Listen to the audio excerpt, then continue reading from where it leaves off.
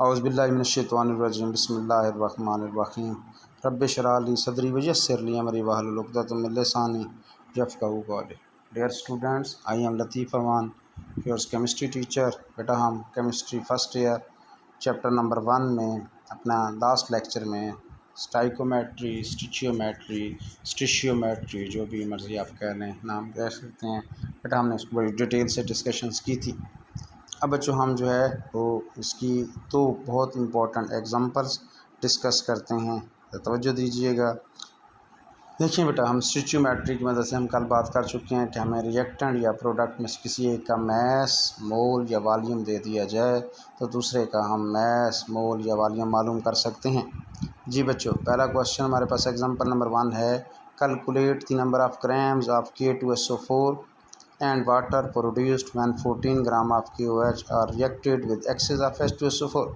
जी बच्चों, वो कहता है कि आपने number of grams of K2SO4 और वाटर के मालूम करने हैं जब आपको 14 ग्राम ऑफ KOH दे दिया जाएगा जो एक्सेस ऑफ H2SO4 के साथ रिएक्ट करेगा। अब आप इसकी मदद से सबसे पहले तो आप इक्वेशंस बना लें। बटा आपने KOH रिएक्टेंट है, H2SO4 एक्सेस फॉर्म में रिएक्टेंट है, आप इन दोनों को मिलाएंगे तो आपके पास उसने बता दिया कि प्रोडक्ट K2SO4 बनेगा और वाटर बनेगा। फिर बच्चों आप इक्वेशंस को बैलेंस करेंगे हिट एंड ट्रायल मेथड्स की मदद से। हिट एंड ट्रायल मेथड की मदद से जो है आप मुख्तलिफ एलिमेंट्स को देखते जाएंगे। सबसे पहले अदर एलिमेंट्स देखेंगे, सेकंड लास्ट में आप ऑक्सीजन देखेंगे और लास्ट में आप हाइड्रोजन से चेक करके आप जो है इसको इक्वेशन को बैलेंस करेंगे। फिर बेटा जब आपके पास इक्वेशंस आ जाएगी तो अब आप देखेंगे आपके पास गिवन डेटा क्या है। गिवन डेटा में हमारे पास मैस ऑफ KOH है, दैट इज़ 14 ग्राम। और रिक्वायर्ड डेटा क्या है बच्चों, हम लोगों ने 3 चीज़ें मालूम करनी है। मैस ऑफ K2SO4 मालूम करना है, मैस ऑफ वाटर मालूम करना है और एंड पर वो कहता है also calculate the number of molecule और वाटर। हमने वाटर के मालिक्यूल्स भी मालूम करने हैं। ये बच्चों हमारे पास जो मैस ऑफ KOH था उसको हमने सबसे पहले मोल्स में कन्वर्ट कर लिया। Molar mass of KOH potassium 39 होती है, ऑक्सीजन 16 होती है, हाइड्रोजन 1 होती है, 56 ग्राम पर मोल। बट हमने इसके मोल्स बना लिए 0.25 मोल। अब हम इक्वेशन से देखो बच्चों, KOH हमें एक रिएक्टेंट, इसको हम दोनों प्रोडक्ट के साथ कंपैरिजंस करेंगे। इक्वेशंस में, बैलेंस्ड केमिकल इक्वेशंस में जो कोफिशिएंट्स होते हैं वो हमारे पास बेटा मोल्स को शो करते हैं। तो देखें आप ज़रा तवज्जो के साथ अगर आप देख सकते हैं कि KOH के हमारे पास जो है वो बेटा 2 मोल्स हैं। 2 मोल्स ऑफ KOH यूज्ड हुई है और हमारे पास जो है वो K2SO4 का 1 मोल बना है। तो देख सकते हैं आप 1 मोल से 2 KOH के 2 मोल से K2SO4 का 1 मोल बनता है। अगर 1 हो तो हाफ़ हो जाता है। बेटा हमने 14 ग्राम, मतलब अगर हम इसे मोल में कन्वर्ट करते तो ये 0.125 मोल्स बन गए। ये लें बेटा हमारे पास K2SO4 के मोल आ गए। क्या आपको मेरी बात समझ आई है? दोबारा देखिएगा, KOH के 2 मोल इक्वेशन बता रही है, मैं ये आप नहीं कह रहे, और K2SO4 का 1 मोल बनता है। ये आपके सामने इक्वेशंस में मौजूद है। अब बेटा आप यहाँ से देख सकते हैं कि 2 मोल्स KOH हो तो 1 मोल K2SO4। इसका मतलब है 1 मोल KOH हो तो हाफ़ मोल K2SO4। हमने 14 ग्राम KOH लिया था तो उसका हाफ़ मतलब 0.125 मोल्स। मोल्स में K2SO4 आ गया। बेटा हमने इसका मैस मालूम करना है बच्चों, तो हम इसे मोलर मैस के साथ मल्टीप्लाई करते हैं। K2SO4 का मोलर मैस 174 ग्राम पर मोल बनता है। K2 39 into 2, sulphur 32, oxygen 16 into 4। तो बेटा ये आप लोग जब टोटल करेंगे तो इस तरीके से जो है वो आपके पास इसने सल्फ़र प्लस ऑक्सीजन 4 मिला के 96 लिख दिया है। एक ही बनता है, आप करेंगे तो बेटा 174 बनेगा। 174 के साथ आप मल्टीप्लाई करेंगे तो ये 21.75 ग्राम आ जाएगा। ये बच्चों अब आपने इक्वेशन की मदद से, बैलेंस्ड केमिकल इक्वेशंस की मदद से, स्टिचियोमेट्री की मदद से आपने जो है वो K2SO4 का मैस मालूम कर लिया। आपको एक रिएक्टेंट का मैस दिया गया था, आपने प्रोडक्ट का मैस मालूम कर लिया। एक और प्रोडक्ट का मैस भी मालूम करना है, वो वाटर है। अब फिर आप इक्वेशंस की मदद देखें 2 KOH से 2 H2O बन रहा है। ये हम यानी 2 मोल्स ऑफ KOH हों तो 2 मोल्स ऑफ वाटर ही बनते हैं, और हमारे पास 0.25 मोल्स ऑफ KOH था, तो मतलब है उतना ही 0.25 मोल्स ऑफ वाटर ही बनेगा। अब बच्चों हमारे पास वाटर के मोल्स आ गए। अगेन हम उसे मोलर मैस के साथ मल्टीप्लाई करेंगे तो हमारे पास जो है 4.5 ग्राम ऑफ वाटर बड़े आसानी से, अगर आपको मेरी बात पहले समझ आ चुकी है, बैलेंस्ड इक्वेशन की मदद से, रिएक्टेंट का मैस आपको दिया गया था, मोल की मदद से आपने जो है पहले इक्वेशन की मदद से मोल्स की फॉर्म में मालूम कर लिया प्रोडक्ट, और फिर उसके मोलर मास के साथ मल्टीप्लाई करके आपने मैस मालूम कर लिया। आगे बेटा अगर हमें नंबर ऑफ़ वाटर मालिक्यूल्स मालूम करने हो तो आप जानते हैं मोल्स को एवोगाड्रोस नंबर के साथ मल्टीप्लाई कर देते हैं। तो मोल्स हमारे पास 0.25 था, एवोगाड्रोस नंबर के साथ मल्टीप्लाई करके 1.50 10⁻23 मालिक्यूल्स आ गए। बच्चों आप जो है इस इक्वेशन को दोबारा अब बात सिर्फ समझेंगे और फिर आप इस इक्वेशन को सॉल्व करेंगे। आपको आना चाहिए, बहुत इंपॉर्टेंट है, एग्जाम्पल है। नेक्स्ट बच्चों हमने मैग्नीशियम मेटल वो कहता है रिएक्ट करता है HCl के साथ टू गिव हाइड्रोजन गैस।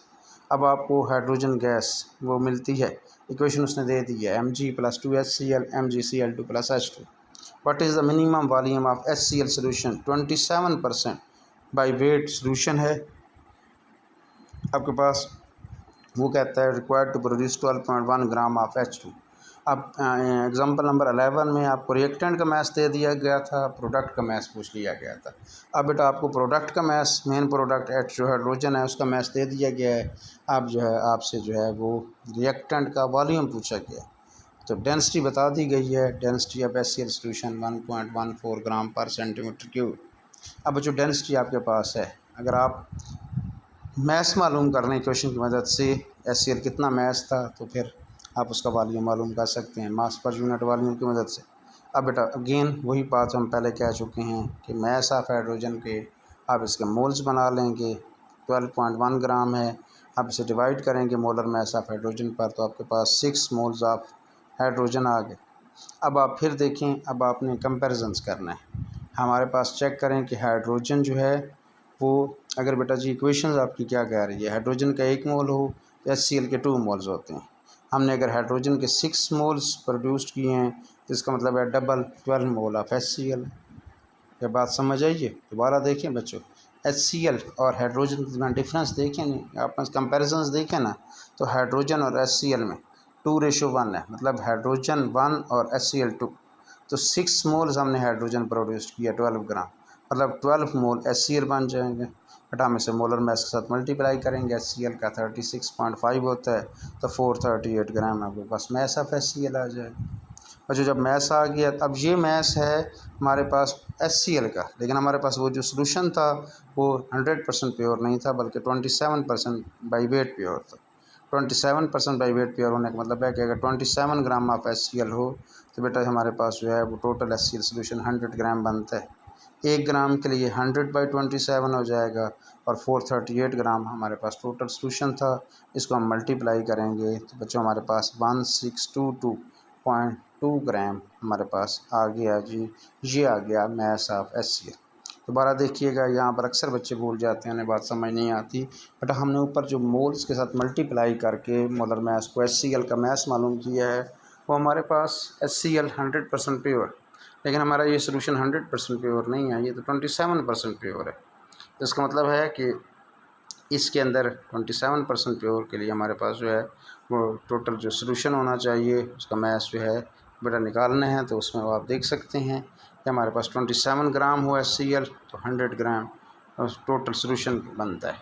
1 हो तो 100/27 और 438 मल्टीप्लाई करेंगे, तो इस तरीके से आप जो है वो मैस मालूम कर लेंगे। अब बेटा मास पर यूनिट वॉल्यूम आपको आता है, वॉल्यूम मालूम करना है तो मैस ओवर डेंसिटी, तो ये हमारे पास मैस 1622.2 है, ग्राम डेंसिटी 1.14 है, डिवाइड करेंगे तो 1423 ml जो है आपके पास आंसर आ जाएगा।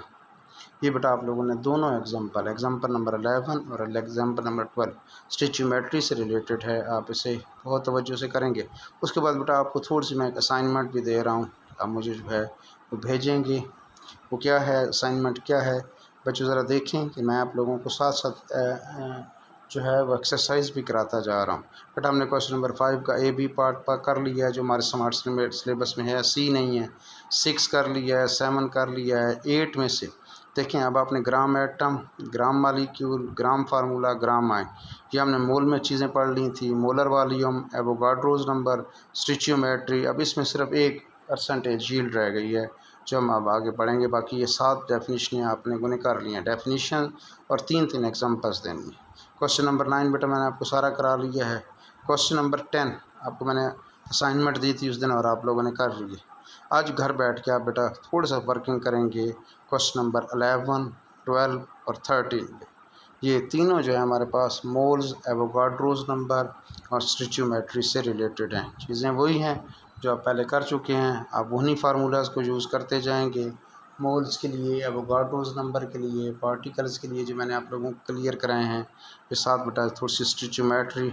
अगर ये कोशिश कीजिएगा, किसी हेल्पिंग बुक की हेल्प ना लीजिएगा, खुद बैठ के आप देखिएगा कि 11, 12, 13 क्वेश्चन हो जाएंगे। जो नहीं होंगे वो मैं इंशाल्लाह ताला फिर आपको जो है इंशाल्लाह ताला फिज़िकल जब क्लास होगी तो हम उसमें भी मैं करा लूँगा। परेशानी वाली कोई बात नहीं है, आसान चीज़ें हैं, कोई इतनी टेंशन वाली बात नहीं है।